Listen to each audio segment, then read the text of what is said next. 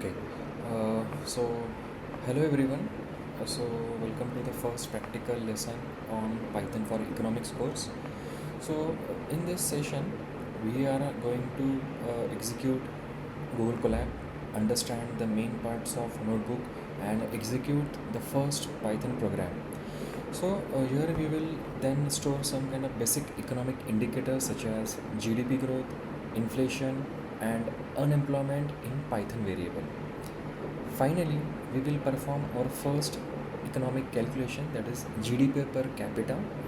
So you do not need to have any previous coding experience. Keep your Google Colab notebook open so that you can type the code with me. See, do not only watch this video, pause whenever required, run each cell and observe what exactly is happening. Okay. So how to open a specific Colab notebook? First, Google search it. On Google search, you will search for Google Colab. Then you will find a window with search Google Colab, and immediately you will be opening and you will be having this kind of view in front of you. See, this particular window is our Google Colab notebook. Now what happens, Google Colab allow us to write and execute Python code through a web browser. So for beginning of this course, we do not need anything to install Python separately on our computer. So at top, you can see the name of this notebook that is mentioned. First, Introduction to Python for Economics with file extension as IPYNB. This means that this is a Jupyter notebook file. So notebook is different from ordinary text document because it allows us to combine explanation, Python code, mathematical formulas, tables, charts, output, and economic interpretations also. This is particularly useful for economists because the good economic analysis should not only contain code, it should also explain the research question, data, calculation, result, and also limitation. Let's move to the second part, understanding the Colab interface. See, if you look at this particular notebook, this particular name, you should always give your notebook a meaningful name. So why? Because to avoid the default name like untitled 0.ipynb, because after creating several notebook, it becomes difficult to identify which notebook contains which kind of analysis. A good naming structure is lesson number, topic name, and whenever required, dataset or project name. Okay, so just for example, I've kept one underscore introduction to Python for economics.ipynb. Then let's look at this menu button, menu bar. So below the notebook name, you can see this menu bar. So it contains option like file, edit, view, insert, runtime, tools, and help. We will use this option gradually during the course. At this point, you do not need to memorize every menu. Okay, so just look at this particular segment. You can see the plus code and plus text.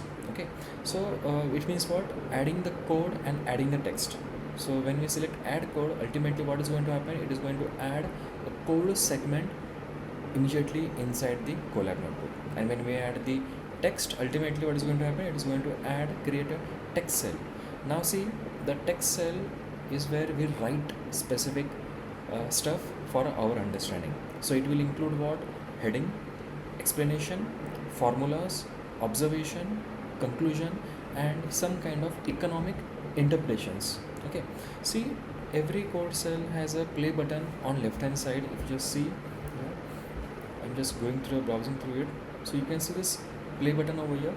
Okay, so when we click this play button, the Python executes the instruction written inside that particular cell, and the result appears below the cell that we are going to get. So there are certain shortcuts to execute this, like we can either click this play button, or we can just enter shift and enter button. Okay, so on left side, the Colab may display the panel like table of content.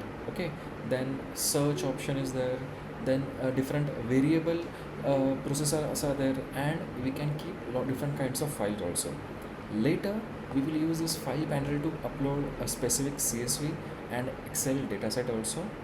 So for this introductory class, we will concentrate only on the text cell, code cell, and the output. Okay, let's look at this.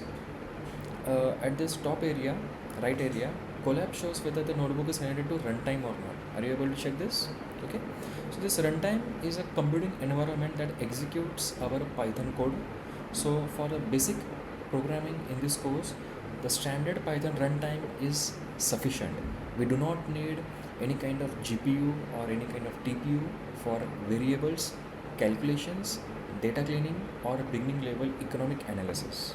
Okay, so let's start with the topic. So now at the beginning of the notebook, we have a text cell which contains Python for economics, and below that I have mentioned lesson 1 introduction to Python and Google Colab. See, storing, displaying, calculating, then interpreting the basic economic indicator is something like a kind of subtitle I've given. So this tells the learner or the users like you exactly what the notebook is going to cover. Notice that the main title over here is larger than the other headings that are available. So in Colab cell, the hash symbol is used to create this kind of heading. If you just see, okay, so one hash symbol creates large main heading part, two hash symbol creates second level heading, and three hash symbols create a small subheading. So for example, over here the main heading, subheading, and subsection heading can be understood this particular entity. So this notebook also contains an important note: all numeric values, if you see this, okay, used in this notebook are illustrative. They are not official or current statistics. So this disclaimer is necessary because the values are being used to explain the Python. They should not be cited as a official economic figure, we can say. Okay, now let's move to the next part, the part number 4, like how to should use the notebook. So before beginning, let us understand like how this notebook should be used. First, read each explanation carefully. Okay, second, run every code said by clicking the play button. Third, observe the output below the cell level. Fourth, change some of the example values and run the code again. Again, this is important because programming is learned through some kind of experimentation, not through any kind of passive watching. The fifth major aspect is complete practice exercise independently. And finally, write an economic interpretation result completely. So in this course, producing a number is not just a final objective.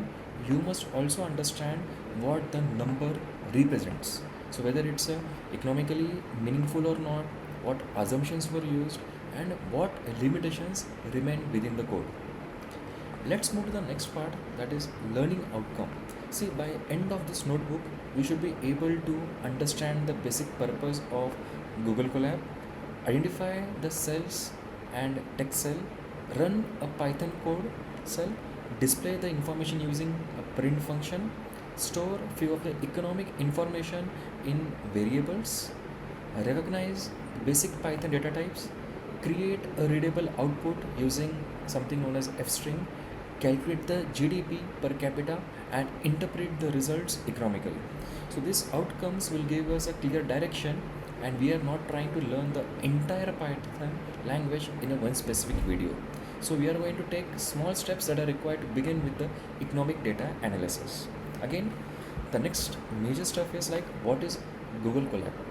See, Google Colab is an online environment for writing and running the Python code in a browser. It allows us to combine the code and the explanation in the same notebook, and we can later use it to upload a CSV file, Excel file, create a table, generate a chart, conduct statistical analysis, and prepare the complete economic research notebook as well. So the two main cells are, first is a code cell and second is the text cell.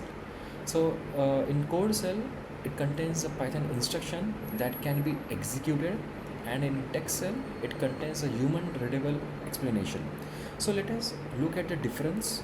See, if you just look at this particular section, it talks about what? It talks about the scenarios. So this becomes what? Specifically, this becomes a code cell. Okay, so this is code cell. When we run it, Python reads and executes the instruction properly. Okay, so a properly prepared economic notebook uses this both kind of cells. I hope you understood this part. Second is like this suggested economic examples. So see, a complete economic notebook may contain multiple sections like the title. Second is the economic or research questions. Third is like a learning outcome or objectives, and fourth is like a dataset description, and next is like a Python code calculations.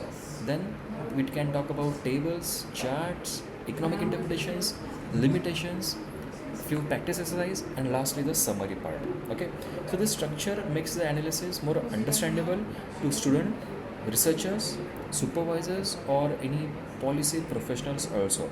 So a notebook should tell the clear analytical story that is available. Okay, so that's all.